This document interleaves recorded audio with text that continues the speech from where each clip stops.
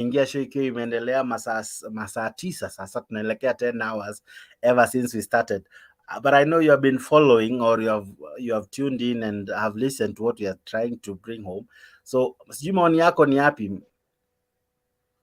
Yeah, I've just joined. I haven't been following.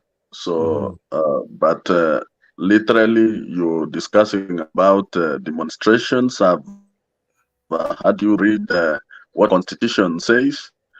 That is good for the book. But there is also reality on ground and what people know about, they say, demonstrations. And there is also the part of the people that are demonstrating, and there is the part of police. There is where I saw police blocking demonstrators from leaving their residential areas so that then they are able to have the procession and proceed to wherever they would have wanted to present their petition. So the police barricaded the roads. So this whole issue has a lot of misunderstanding. What the Constitution says is okay, but do the police and the people understand what they are supposed to do? That is a subject for discussion, because there is a failure on the side of the police, and there is failure on the side of the demonstrators and the mobilization.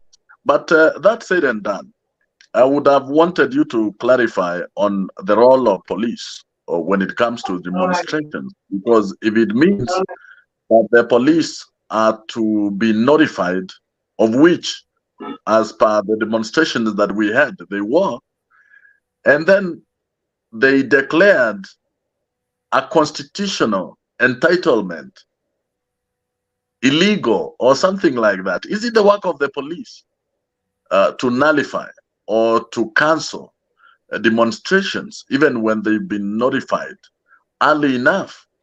And then if the police do not have that mandate, then what are we talking about? Because if you get it wrong in the first place, you get it wrong all through. What do demonstrators understand about the police? Because I saw demonstrations that were held in South Africa. They were very peaceful. The police were escorting the demonstrators, and it was okay. But again, partly in Kenya, we had the same in Mathare the first demonstration. And even yesterday, when Raila Odinga and his colleagues were going around, it was peaceful. Maybe business was closed, people fear because of where we've come from, but all the same, it was peaceful. So there is this tendency where the police are enemies of the people, even without a reason in this country. If people see police, they just run away, or they are not friends with police officers. So this is something that needs a lot of time, a lot of involvement, so that then the police can be friends with the people, and that the police have a way of communicating other than use of canisters and use of force, because that is the only way police in our country communicate with ordinary people. Use of force. They are not diplomatic. I've seen in some countries, police do not have to come and arrest you. They just summon you.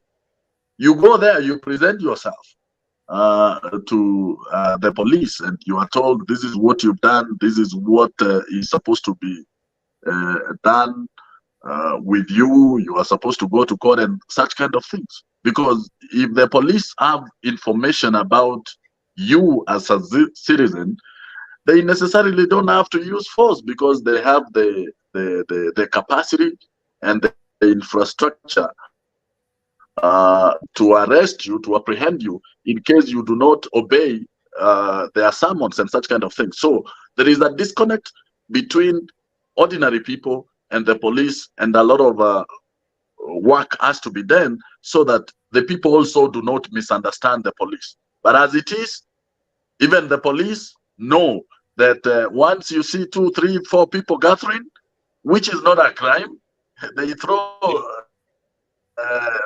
tear gas canister, which is wrong, because people have a right to assemble. So we need to draw a line between rights, constitutional rights, and limitations on both sides. Because I understand those that picket, there are those that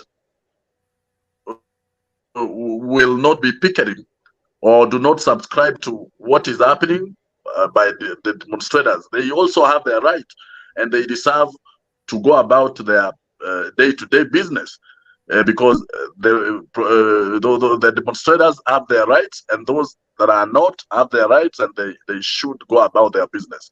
So this is something that requires some proper understanding, so that we do not have one group provoking the other, like the police provoking the demonstrators, like we saw.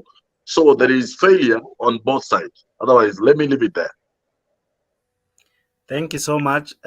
Even as we near wrapping up, I want to appreciate the many who tune in and join in, and above all, comment hapo kwa comment section. Ninamwona Ann